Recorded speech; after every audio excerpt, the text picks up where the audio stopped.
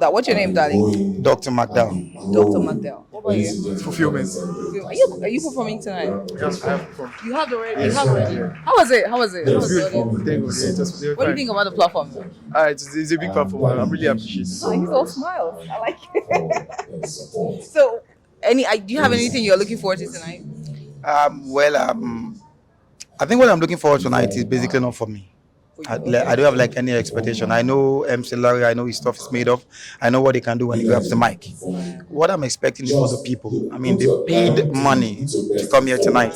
I want them to go back home and there's this storm, these gales of laughter. They go back home, they are still smiling, they are still laughing after tonight. They want to watch the video again on the social media platforms. I just want the audience to have the best of time tonight and enjoy themselves. That is what I want. That's my expectation. And he's an audience. Do you have anything you want to say to Larry tonight? Thank you, sir, for the platform. Thank you for doing this. Love you, appreciate you. Greater heights from you. All right, thank you so much.